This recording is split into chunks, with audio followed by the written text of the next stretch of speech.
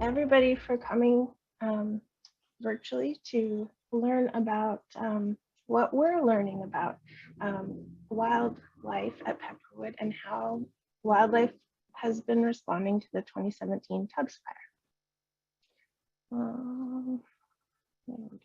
Okay.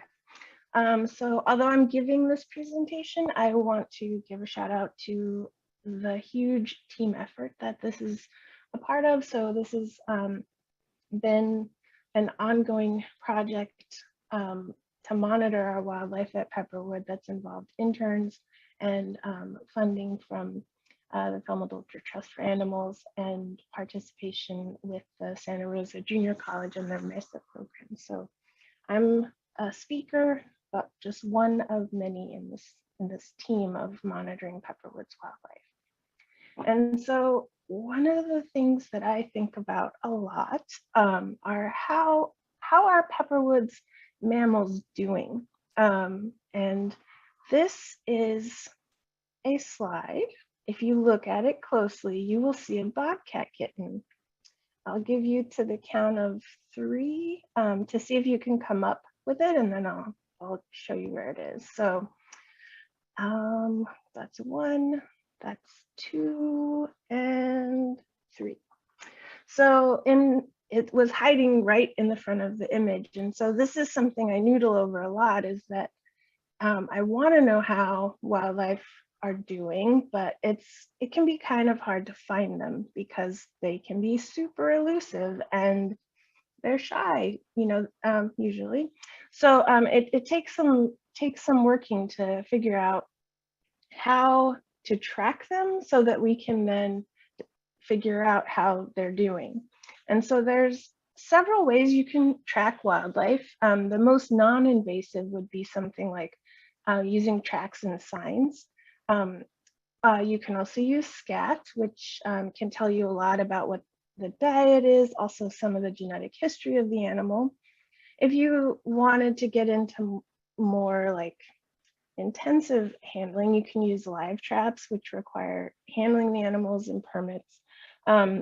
You can use roadkill data, which is generally freely available and can give you a little bit of information about certain things. A lot of really cool information can come from GPS collars, but again, you have to trap and collar the animal, and you can get data for as long as the collar is functioning, so it's determined by battery life. Another way, which I'm going to talk about today, is using wildlife cameras to monitor animals. So this is a non-invasive approach, so we don't need to handle the animals at all.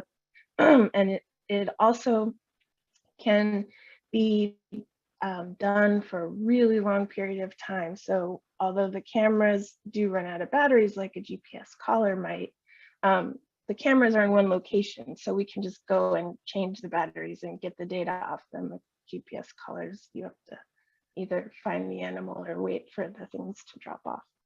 So there's a couple ways you can use wildlife cameras. A lot of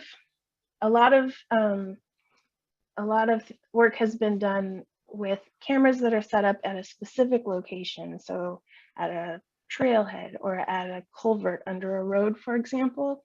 And those cameras are put up to look at how species are using a particular site. It's a very specific question usually, or maybe you just have a camera up, in your yard to track wildlife. So those are what are called opportunistically set up cameras. They're just kind of put out for a purpose, or just even if that purpose is just fun.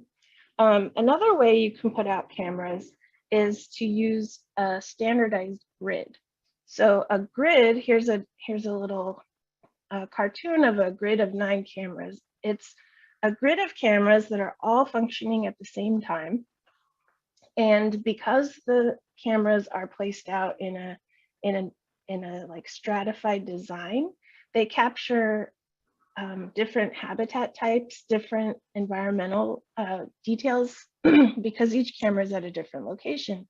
They're all collecting data at the same time, so they're basically replicates of what's going on on a given day for all the species. And so this design has the ability to tell us information about what species are across a large area, how many there are, when they're here, because we're leaving these camera grids out for so long that we're collecting a time series, and we can start to dig into questions that involve time and space.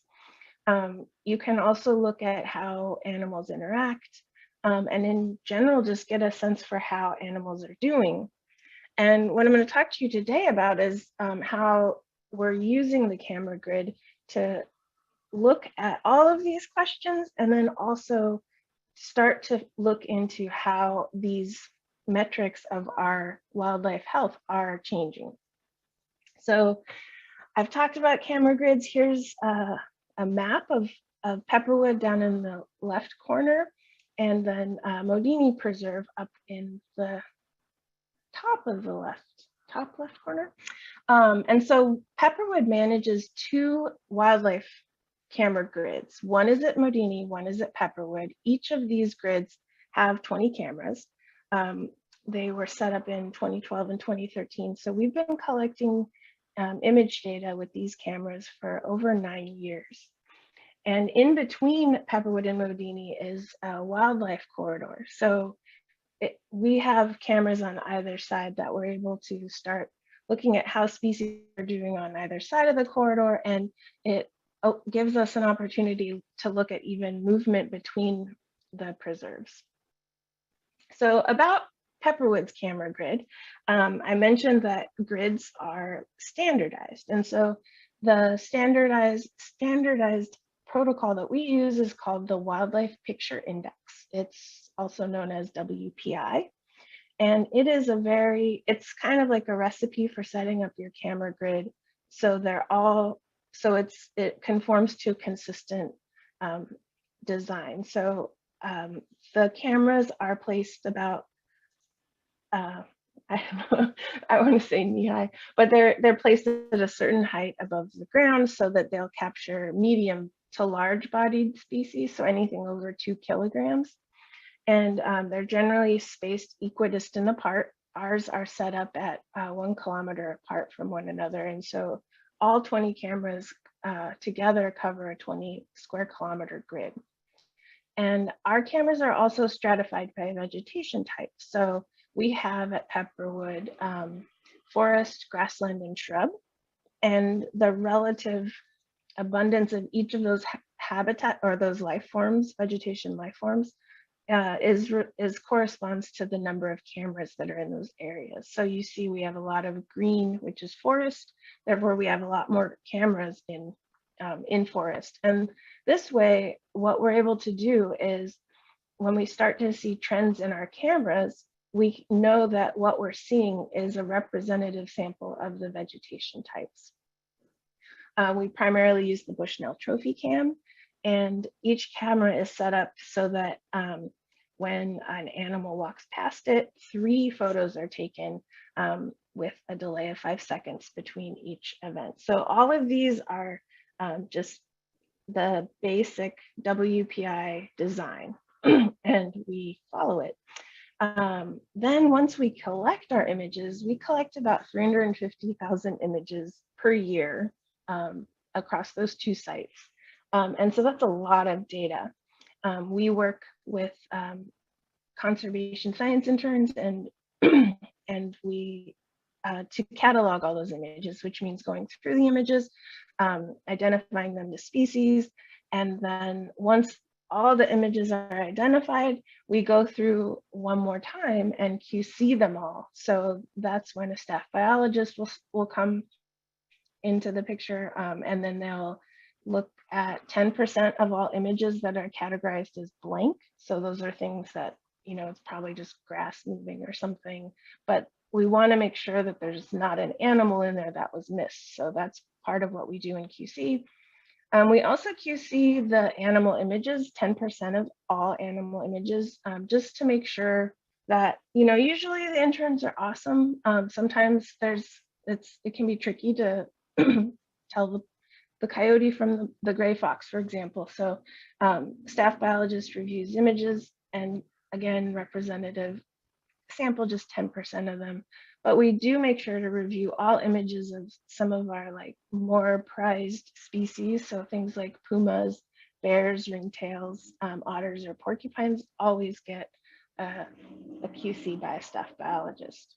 And so once we have this clean, tidy QC data, we can start to ask questions or we can start to answer our questions about how mammals at Pepperwood are doing. So we can see things like when and where they use the preserve. So in the middle of the slide, there's a small plot just showing the camera locations and seasonal use by one species, gray fox, for example. And we can start to see where on the preserve gray fox tend to be detected, what time of year they're being detected. And keeping with the gray fox theme, we can also learn about species interactions because these cameras are taking pictures continuously throughout the day whenever an animal triggers it. So over time, we get a really robust data set that we can start to look at what time of day are the species active. And then you can start comparing how species activities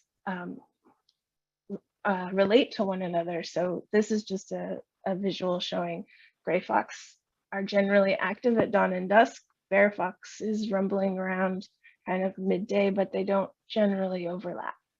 So overall, we have a suite of tools that we can use to monitor the health of Pepperwood's wildlife community. And what's really cool about using gridded camera data is that because we're using a design that is standardized, anyone else who uses that same design is basically collecting another data set that we're compatible with. So if you have a trail cam, under a culvert, it's really hard to compare what you saw at your trail cam with what I saw at my trail cam, because maybe they weren't set up with the same like trigger speed and number of detections. Maybe they were at different heights. Maybe, just those little nuances that can really make it difficult to compare data across space. But because we're using this camera grid, we can compare data across space. And that's actually just been done for the first time. There was a coordinated national camera trap survey of the United States. It started in 2019. It's called Snapshot USA. And so the organizers put together or collected folks from all 50 states and the District of Columbia for a set period of time. In the fall, we all set up our cameras, all collected data, and then it was pulled together and synthesized to get a kind of like what we're doing at Pepperwood, but doing it for the whole United States, which is super powerful. They have an interactive web viewer if you want to go check it out. It's at emammal.si.edu. That's the URL down there. It also resulted in a publication just this year, I think, this year in Ecology. And I just wanted to show you the author list because that basically the whole first page is just authors because it was such a huge collaboration. But it's really powerful what we can do when our data plays well together. And I wanted to show you that's us right there. That's our spot. So we were one of the participants here. So we have the power to monitor things, monitor metrics about how mammals are doing. And I mentioned saying I wanted to know how these things are changing over time. Well, one of the changes that is concerning to me is global, the climate crisis. As temperatures are increasing, not only is what our weather patterns changing, but fire patterns are changing also, as I'm sure most of you have noticed if you're in California. So fires are becoming more common and they're becoming larger. And this is concerning because fires are very destructive. So for example, in 2017, Pepperwood burned in the Tubbs fire. And here's a map showing the perimeter of the Tubbs fire and the tiny little pepperwood up in the top left kind of squiggle of the perimeter. So about I think close to 95% of our entire preserve burned, and that included 18 of our 20 cameras. And so, you know, just to show you what happened during the Tubbs fire, some of our cameras did survive, and so these are some pictures that made it through. So this was one location just before the Tubbs fire, and you see animals are hanging out. But this camera also caught the initial firestorm, and just it's a really profound sequence of events. But then right after the firestorm, we had a detection of a deer just one day after. And then 6 days after, we saw another one. I mean, the habitat behind there is really just totally charred out, but the animals are still local. 8 days after, we saw a coyote. So, I mean, we know that, like, from these pictures that immediately after the fire, like, the species came back, or at least they stayed close enough to, you know, return and be detected by our cameras. But what about, you know, the longer term effects on wildlife? Because fire really changes the landscape. I'm going to show you a couple pictures just to show you how the landscape at Pepperwood has changed over time. So here is a picture 3 months after the fire, when we were able to get back onto the preserve. And you can see it's been 3 months, so you see a little bit of grass on the ground, but most of the trees and shrubs in this chaparral habitat are toasted. But here's a picture 1 year after the fire. The trees and chaparral are mostly still burned out, but you're seeing a lot of grass, especially down at, I'm going to try to draw your attention down to the bottom of the image, where you can even see like green, like lush green grass. You see green new sprouts coming off of some of our bushes. So there's a lot more green here. And then 2 years after the fire, it is not as green, but it is more full of bushes. So like I don't want to say it's not as green. There's not as much baby green stuff. It's more, the plants are coming back into their own, they're filling out. And so looking at these pictures, and I'm going to invite you to think like an animal. So pretend you're a deer, or at least pretend you're pretending you're a deer. So if you're a deer in this landscape, the fire has changed how food and habitat cover has been distributed, right? So here is my cartoon deer in the landscape just after the fire.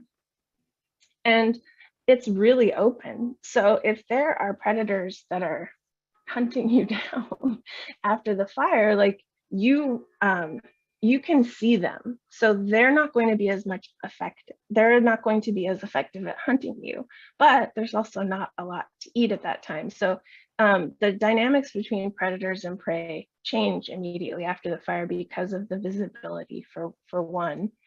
But then the year after the fire, the visibility is different. It's more just grassy. The shrubs are still semi-burned out, so there is still visibility through the shrubs, but all that greenery that is starting to come back is super attractive to herbivores.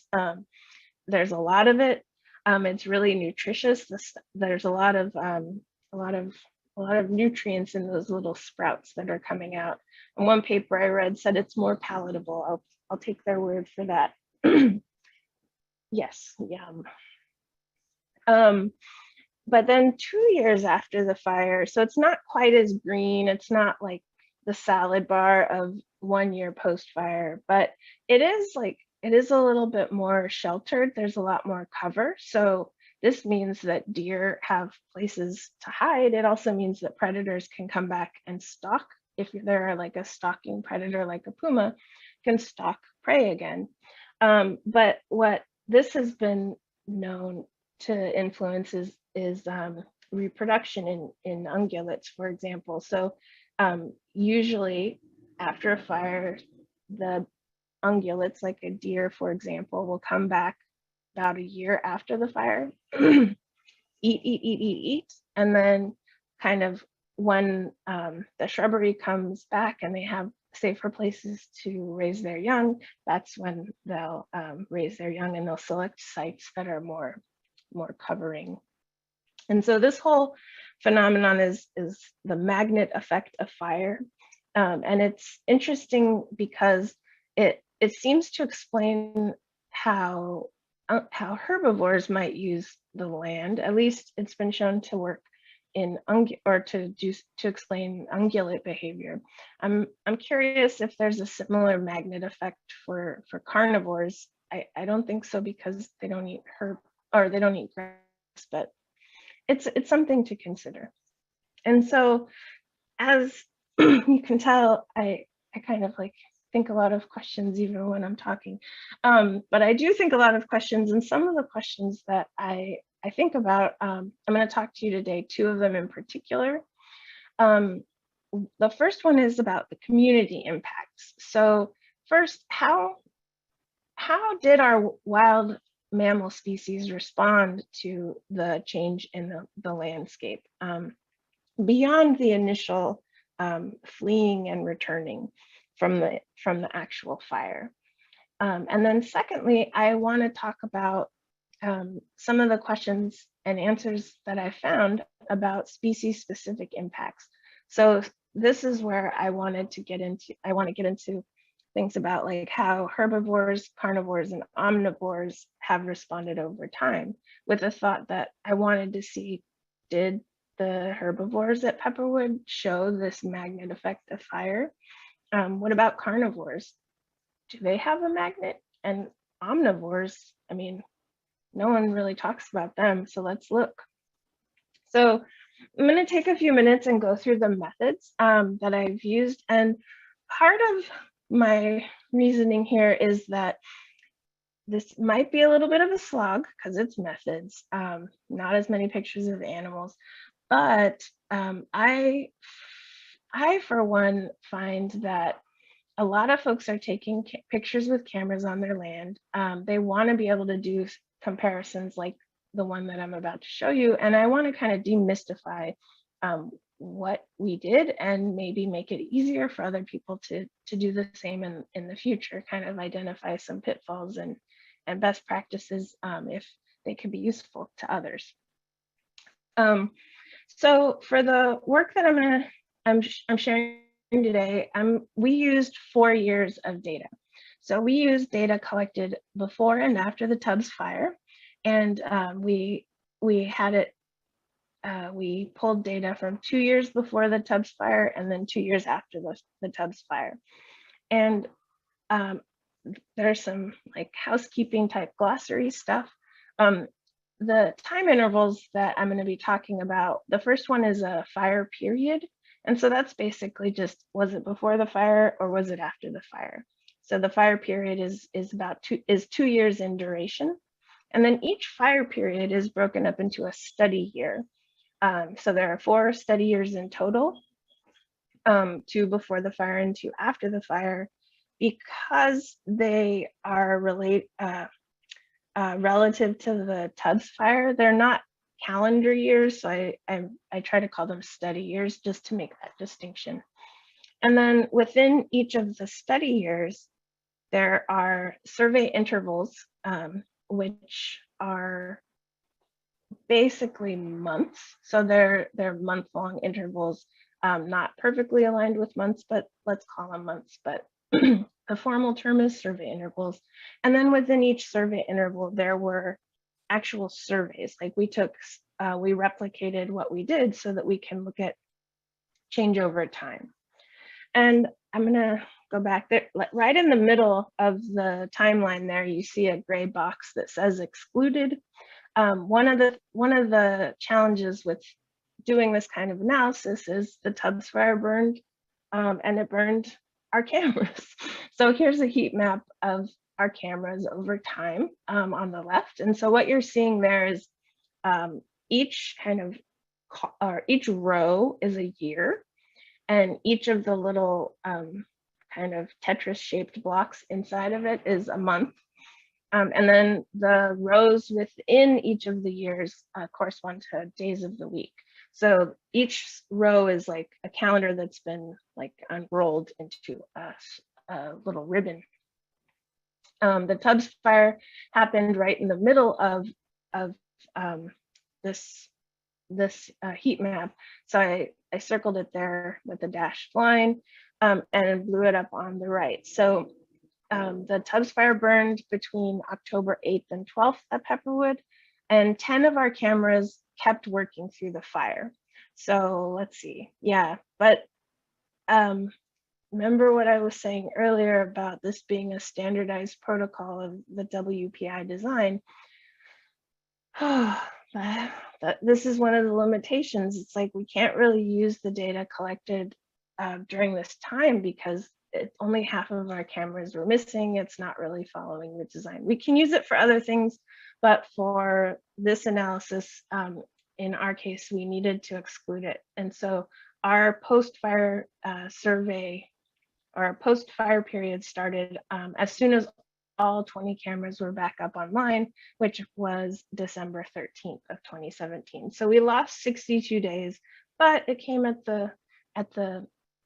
we got out of it that our data are more robust and all of our cameras were working. So for the community level analysis, we looked at all of our species. For the species specific analysis, I subset it to 6 focal species, and I picked 2 carnivores, 2 herbivores, and 2 omnivores. The way I made that selection was I selected the carnivores, omnivores, and herbivores with the most detections. More data is powerful data. So I chose the animals with the most data from each of those diet types. Okay, if your mind is getting a little fuzzy, hold on, we're almost there. I want to talk to you again one more time. This is again for future, for posterity, so that folks know what we did and can try to have it as a reference. So I mentioned that we have these survey intervals that are about 1 month. So that is one time period that we use to compare. So if we take, like, for example, how many detections we saw over time, we can look at it month by month because we've created these survey and we've defined survey intervals. And then within each survey interval, there are the individual surveys, and each survey is 5 days in duration. This doesn't mean that we went out and like shut the camera off and turned it back on. It just means that we have a series of data, and we've broken it up into 5-day intervals. We've called each of those 5-day intervals a survey, and we use that survey to calculate metrics that take into account whether or not the camera was operating. So here's a demo of what it looks like kind of applied to a detection history. So you go out, you get your camera, get the SD cards, take them off, get all the images off of them, and then you put it into something called a detection history. And how that's broken out is for every species and camera pair. So this is gray fox at one of our 20 cameras. You do this for every species for all 20 cameras.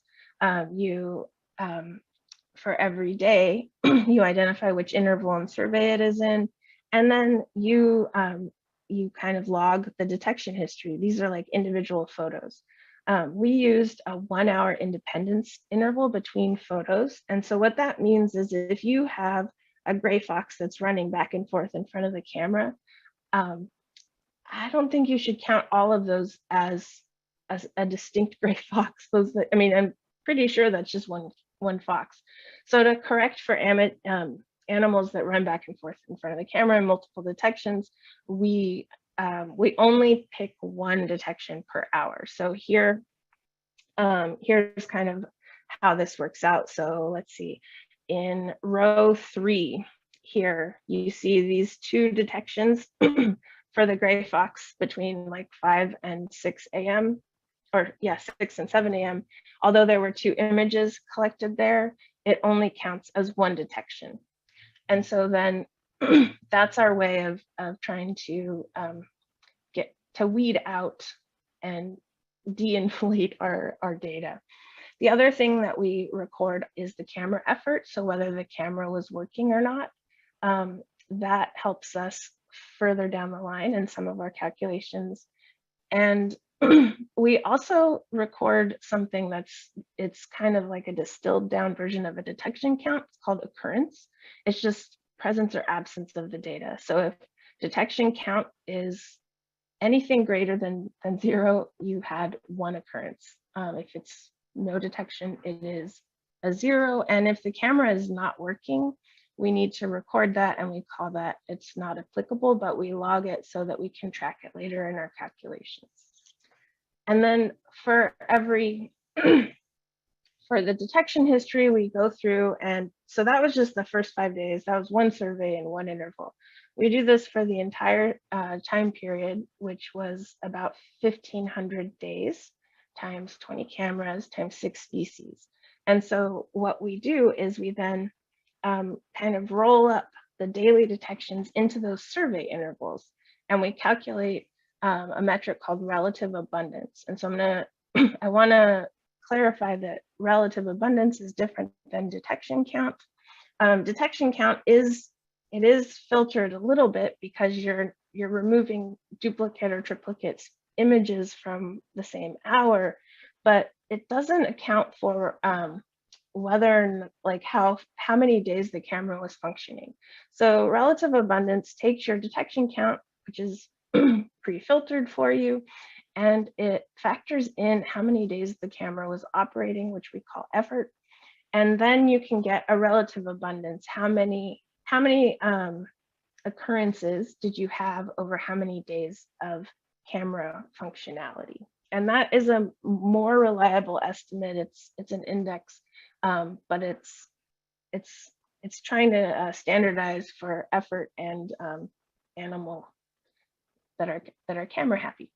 And so the last metric I'm going to talk about is naive occupancy. So you might have heard the term occupancy, and I am making a point of calling what we calculated naive occupancy, because naive occupancy is the proportion of cameras that a species was detected at.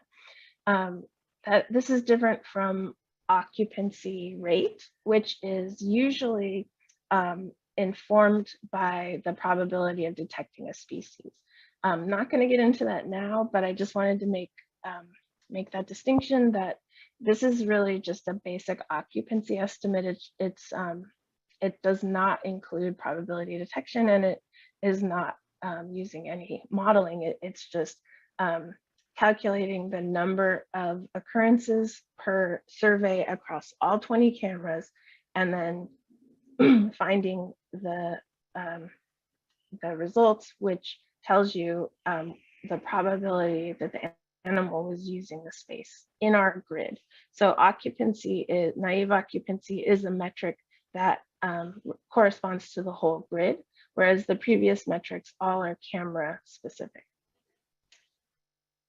Oh, we got through it, guys. Congratulations. If you're still here, I promise you there will be pictures. So using these methods, we collected and analyzed 815,282 photos, and across all 20 cameras, the cameras were up for 24,950 trap nights for the whole 4 years. And of all of those images, 815,000 is a lot. We included 93% of those. Some were excluded because the cameras weren't working or there was a data error. But most of those images we did include. However, a lot of the images were not pictures of animals. So let's see, so this is showing you of the images that we collected. We included about 760,000 of them. Of those 760,000, about 200,000 were photos of animals. The rest were blanks, unidentifiable, or just maintenance pictures. Blanks are when there's a false trigger or grass is blowing, but there's no animal in there. So blanks are a challenge. That was 70% of our images, and we did catalog them all to get to this point where we just threw them back out. Well, we didn't throw them back. We still have them, but we didn't use them here. But of the animal pictures, 200,000 is still quite a lot. These are before correcting for, these are just raw image counts. These are not detection counts. But then of the animal images, we had close to 140,000 that were wild mammal species.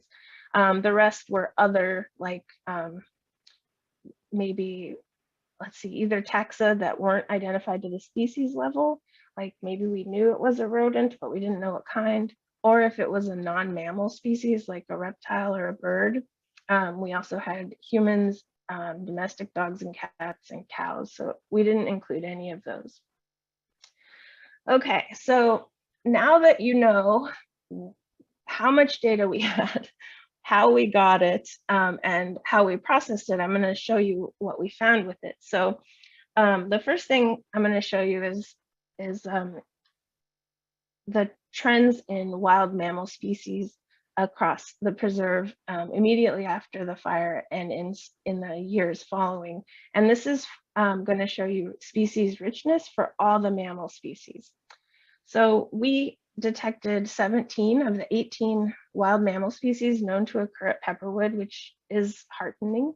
The one that we didn't detect was the carnivore otter, which we've only ever had maybe a handful of detections anyway.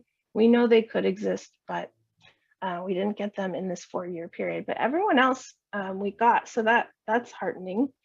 The other thing was that richness did not differ really significantly by survey year or by fire period. However, when you started looking at the survey intervals, those months, we did start to see some differences, not at the kind of period level, not at the year level, but at the month level. So if you compare the pre-fire period and the post-fire period for January, August, and December, there was a significant two-way interaction between fire period and month on richness. And specifically in those months, January, August, and December, richness was greater than what was observed pre-fire. And if you look at month by year, we saw even more stars, stars being significant p-values in our ANOVA. And so similarly, the same months highlighted with the black box, those are the main effects, but we also saw a few more pop up. So we are seeing some trends over time in richness, post-fire richness being greater in particular months. So it seems like winter and early spring are when we've noticed changes in richness, and those changes in richness were both in the first year after the fire and in the second year after the fire. So that's interesting. And it's also heartening that richness wasn't decimated after the fire. It actually seems to improve. So I want to speed through the community analysis because the species specific stuff is pretty interesting. So I want to move on to that right now. So there's a series of results I'm going to show you that are about the herbivores, carnivores, and omnivores as kind of diet type groups with 2 species each, but then also for individual species. And as I explained earlier, we used relative abundance and naive occupancy for 6 of those species to look at how the animals change, or trends in how the animals were detected over time after the fire. And here's your photos. You've been so good with all of the math. I wanted to give you glamour shots of our lineup of herbivores, carnivores, and omnivores, all post-fire pictures so you can see what they looked like when they were moving through the landscape. When these data were collected, we have deer and squirrel for our herbivores, we have coyote and bobcat for our carnivores, and gray fox and striped skunk, which I'm just going to refer to as skunk, for our omnivores. So first, detection counts. So monthly detection counts increased after the fire for all diet types and species.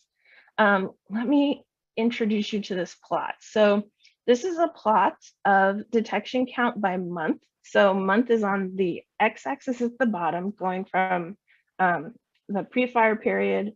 The Tubbs fire has that dashed line, and then the post-fire period on the right. And then on the y-axis is your monthly detection count. And these are just stacked. So it's like cumulative across all 6 species.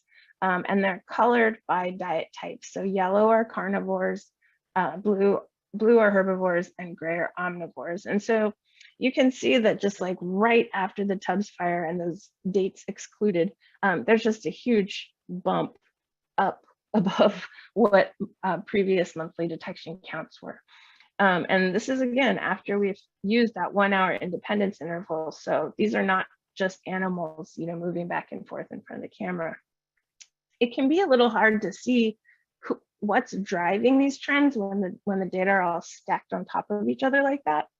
So it can help to split them out. So here are carnivores, herbivores, and omnivores. Now they're spaced out, and you can start seeing specific trends for each species. In particular, the herbivores, like there was a really big increase in squirrel detections after the fire. And this is interesting because it's raised the question of whether, what does that mean that you have a greater detection count? Does that mean that you have actually more squirrels? Does it mean that you're just detecting more squirrels because everything's like burned and you're seeing them better? They're a small creature, so like maybe you were missing them in the veg before? Or does it mean that the animals are moving around more because they can't find food? So, I mean, it's not telling you what's going on, but it is just telling you that we're seeing a lot more of them in our images. For small species, those kinds of questions arise. For larger species like the deer, I mean, it's pretty unlikely that we'll miss them in the veg. They're very tall, but it's possible. So those trends are, raise a different series of questions. But squirrel showed a pretty big jump in detection count immediately after the fire, and then it decreased, whereas deer showed their largest increase about 1 year after the fire. And do you remember those pictures I showed you earlier of like 1 year after the fire and the deer was like, yum? I think that might be what's happening here. That would be cool. Omnivores, also super interesting. I don't know what was going on with the skunks, but that huge spike we saw in this picture, I think, was driven mostly by the skunk down at the bottom. So skunks down there in light brown. You can see that generally in December of each year, there's a peak. But then the year after the fire, that peak was enormous. I don't know what that means, but it's an interesting trend. So relative abundance, this is now a metric of those detection counts, but now we factored in days that the camera is working. So maybe some cameras were not working very long, and we've kind of scaled back their detection counts to reflect that. Even so, after scaling all of our detections, we saw a pretty big increase in relative abundance after the fire period. So average of 30% over the pre-fire mean. So what, and that increase was greater the first year after the fire. So again, if this is because the veg is clear and you can now see more, that would be consistent with these results that we are getting more detections in the first year after the fire, or it could mean that animals are moving around more, or there are more animals. So this doesn't answer those specific questions, but it does tell you about what is being detected across the landscape.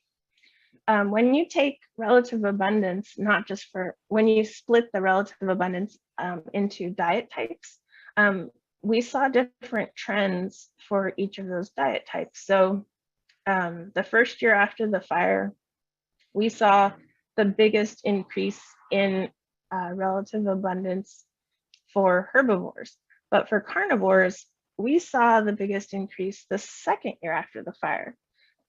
It was positive both years. So that means that post-fire values were greater than pre-fire values both years, but they were even greater 2 years after the fire.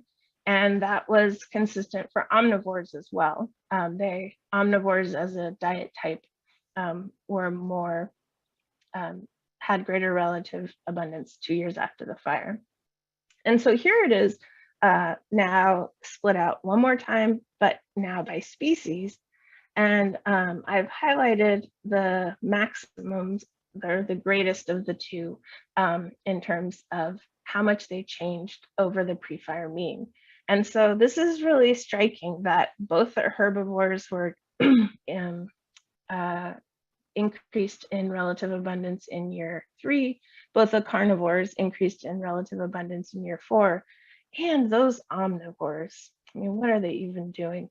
Like the gray fox was team year 4. What skunk was going hard in year 3. So I mean, omnivores, you know, I came into this thinking like, oh, I want to see what the carnivores are doing. Do they have a magnet effect? But the more I look at this data, I'm just like, what are these omnivores doing? So here it is. I wanted to show you some stats in case you really wanted to see that. But yeah, the post-fire increase in relative abundance for herbivores was significant for deer, but not for squirrel. And so this is challenging because I would have liked, yeah, it kind of limits what we can say about what's going on with squirrel, but it does show you that herbivores, there were more detections of, there had greater relative abundance after the fire in both years. It was statistically significant, and it had a higher statistical significance in year 3. Here it is broken up by year, so you can see like which years were statistically significantly different, and both year 1 and year 2 were different than year 3, and then year 1 and year 4 were different from one another. So that, I think we're seeing a magnet effect, people. Carnivores, we saw trends, we saw increases in relative abundance for them, but they didn't pan out according to the ANOVA. They weren't statistically significant. It doesn't mean they're not real and that they're not data, but it just wasn't, it didn't get the little star in your ANOVA test. Omnivores, they did show some statistical significance, and just as unpredictable as ever, they were different years. So this is just really, I've got a hang up about this, guys. I don't know what to say. So yeah, the difference in gray fox, they were not statistically significantly different year 3 versus pre-fire mean, but definitely year 4, they were, you know, 56% more relative. Their relative abundance had increased 56%. Skunk, remember that huge spike in the detection count? Yeah, I think that's what we're seeing here. It was highly significant, 60% increase. Even the year 4 increase was significant as well. It just wasn't the maximum here. Here's gray fox again, showing that I draw your attention to the right where you see survey year, and you can see that it is really year 1 and year 2 versus year 4. The orange bar, that's where the difference was, showing that there was some delay between when the gray fox came, or when the gray fox detection started to increase. So does that mean that they kind of stayed at pre-fire levels for year 3, and then came, maybe then they had babies? I mean, I have just birthed more questions, but that's the fun part of my job. Striped skunk, on the other hand, yeah, they're just bananas. They went all over the place. Statistical significance off the hook. So sorry to draw you away from the stats for a moment, but I do want to take a second to talk about naive occupancy. So these are analyses we're just starting, but I did want to show you a couple of the results. So this is a visualization I'm playing with. I've gotten feedback that it's one of the easier ways to see these results. So let me walk you through what you're seeing on the right hand of your screen. So that is what's called a radar or a rose plot. And it's a circle, looks like kind of like laid out like a clock, but instead of numbers, those are months. So the circle is 1 calendar year, and it's in clockwise order, with December in the 12 o'clock position. And I put December in the 12 o'clock position because that was when we started our post-fire monitoring. So that's the reference, or post-fire period. So that is the reference point when the post-fire period started, is at 12 o'clock. And then the way you read a radar plot is in the center is 0, and the closer you are toward the outer edge means you're closer to 100%. So this scales from 0 to 100% naive occupancy. And the color of the line indicates what year you're looking at. So the solid black line is pre-fire year 1, the dashed black line is pre-fire year 2. So those are there kind of as a reference so that you can see how post-fire occupancy changed relative to those pre-fire values throughout the calendar year. And so to be able to get this calendar or this month-by-month trend or month-by-month estimate of occupancy, this is why we needed to do that whole survey interval subdivided into survey. We needed to have that level of parsing of our data and summarizing of the statistics for that to be able to break things down into these intervals. And so now let's see, there's also some colors, there's some shading, and I used the shading to indicate when the post-fire values for occupancy were greater than one or the other pre-fire values. So that's my way of kind of drawing my eye to places where post-fire values were exceeding what we had seen in the past for this species. So red is going to be your post-fire year 1. Let's look at that one first. Or year 3, I'm sorry, post-fire year 3. So this is deer. What we're seeing is that like December, January, and February of that first year is really big.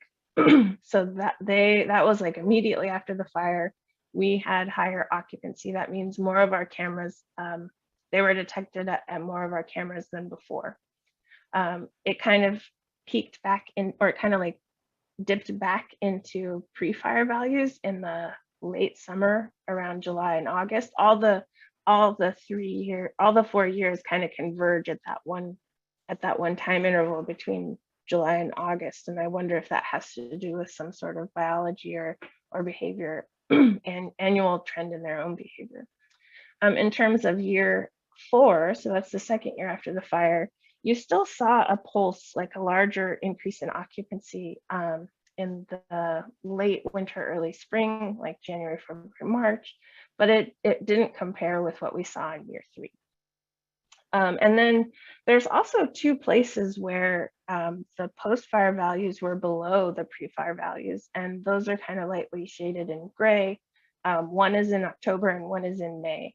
And it's interesting that, I mean, it could just be that one year, that one pre-fire year had really extreme values. I don't know, but that's interesting that both post-fire year values were lower than that pre-fire mean. I'll give you one more just to kind of go through this process again. Here's the squirrel, little squirrel, not statistically significant, but we value the squirrel. So again, let's see. Let's start with the pre-fire values. Those are black dashed and black solid. I'm kind of getting a sense of that. And then now I'm going to compare year 3, which is the first year after the fire. Just like with the deer, we saw an increase in occupancy above the pre-fire means for December, January, February. Then we saw like a dip. They had a dip below pre-fire mean both years in spring, and then year 1, they kind of followed the pre-fire levels for the rest of the year. Then year 2, the orange line, they followed pre-fire levels until June, July, and August. That's when we saw an increase in occupancy for them. So that is a distinct trend in that, yeah, it kind of like there was an initial pulse that we saw, then it kind of went back to pre-fire levels, and then there was another pulse after quite a delay. So I don't have the total, I don't have all the answers. These are just kind of ongoing analyses, but I just wanted to show you some of the things we're looking at. So as there's a lot of data that we're working through. It's a lot. There's a lot of species. There's a lot of questions. The answers can give rise to more questions. So these are definitely ongoing analyses. Some of the things that I wish I had time to get to before today that I could have shared with you are some of the analysis we're doing with factors that influence these post-fire trends. So now that we're getting a sense of which species are responding when over time, it's the next step is going to be to look at how certain variables correlate with that. So does burn severity, correlate with any of the responses we've seen? Time since fire is another one that we're looking at. Vegetation type at each camera is also under consideration, and a bunch of fire severity metrics about how hot and severely the canopy and the soil burned. So there's a lot more stats coming, but those are just still ongoing, and I will have to give you an update at the next webinar. One thing I do want to leave you with are some kind of future work that we have in the hopper. So the work that we're doing here at Pepperwood is some of the earliest that have been done with post-fire monitoring using wildlife cameras. But it also, because we're using a grid of cameras, it has the potential to be used or to join up with other data sets across the region. And so there's a proposal that we're working on to bring together the regional camera managers who work with camera grids and look at some of the similar metrics that I've shown you today, but look at those metrics for species at burned sites and at unburned camera grids that have been near a fire. And the idea here is that sometimes when a fire burns kind of near your grid, but not at your grid, you might see an uptick in some species. I've heard anecdotally that about bears have been seen in greater number or after a fire nearby. And so the idea was like, I wonder if maybe they're using the unburned place where the camera grid is as a refuge. So this is a way to look at impacts of fire on wildlife at burn sites. And even if the grid hasn't burned, but it's near a burn, they could also participate. And it's really interesting because there are at least 13 gridded camera arrays in the greater San Francisco Bay Area that I'm aware of. And overlaid on, those are the little black circles. And so across, this whole span of the Bay Area, there's a bunch of different sites. We're all collecting data the same way, that all the data can play together. We just need to pull it in and code it up and start analyzing it. The the overlaid on top of the camera grids are fire perimeters within the past 6 years, I guess, 2015 to 2020.